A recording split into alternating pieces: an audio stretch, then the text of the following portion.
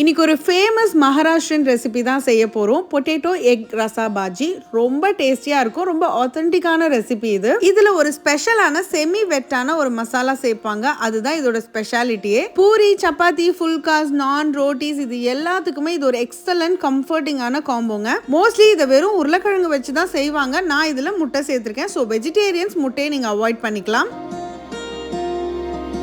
So இப்போ masala ready பண்ணுறதுக்கு கடாயில் ஒரு குழிக்கரண்டி எண்ணெய், நீல வாக்கில் கட் பண்ண ஒரு வெங்காயத்தை இந்த மாதிரி ப்ரௌன் ஆக்கி ஃப்ரை பண்ணி எடுத்து வச்சுக்கோங்க. அடுத்து 1/4 கப் துருவின கொப்பரை தேங்காவையும் இந்த மாதிரி கோல்டன் ப்ரௌன் ஆக்கி ஃப்ரை பண்ணி எடுத்துருங்க. இப்போ மறுபடியும் 1 டேபிள் ஸ்பூன் எண்ணெய் ஊற்றி 2 டேபிள் ஸ்பூன் முழு மல்லி, 1 பிரிஞ்சி இலை, 1 அன்னாசி பூ, 4 கிராம்பு, 4 பட்டை, 4 ஏலக்காய், 8 காஷ்மீரி காஞ்ச மிளகாய், இது கூட 1 டேபிள் ஸ்பூன் வெள்ளை எள்ளு சேர்த்து நல்லா வறுத்துக்கோங்க. ஃபைனலி பொடி பண்ண 2 சிட்டிக்கு ஜாதிக்காய் மட்டும் சேர்த்துட்டு மிக்சர் ஜாரில் அரைச்சி வச்சிருங்க. இப்போ தாளிக்கிறதுக்கு ஒரு குழிக்கரண்டி எண்ணெய், 1/2 டீஸ்பூன் கடுகு, சீரகம், கருவேப்பிலை, காஞ்ச மிளகாய், ஒரு வெங்காயத்தை சேர்த்து நல்லா வதக்கிக்கோங்க. இதுல 1 டேபிள் ஸ்பூன் இஞ்சி பூண்டு பேஸ்ட் சேர்த்துக்கோங்க. இதுலயே 2 பச்சை மிளகாய், 2 கொத்து கருவேப்பிலையை அரைச்சு சேர்த்துக்கோங்க. அடுத்து 2 தக்காளி சேர்த்து வதக்கிட்டு 1/2 டீஸ்பூன் மஞ்சள்தூள், 1 டீஸ்பூன் காஷ்மீரி மிளகாய் தூள், 1 டீஸ்பூன் தனியாத்தூள், அதோட நம்ம அரைச்ச மசாலா ஒரு 3 டேபிள் ஸ்பூன் சேர்த்துக்கோங்க. அதுவும் நல்லா வதங்கினதும் வேக வச்சிருக்கிற 3 உருளைக்கிழங்க நான் உள்ள சேர்த்துக்கிறேன். இதுக்கு 2.5 கப் வரைக்கும் நீங்க தண்ணி சேர்த்து நல்லா கொதிச்ச பிறகு அவிச்ச முட்டையும் உள்ள சேர்த்தீங்கன்னா நல்லா அந்த குழம்போட ஃபிளேவர்லாம் முட்டையில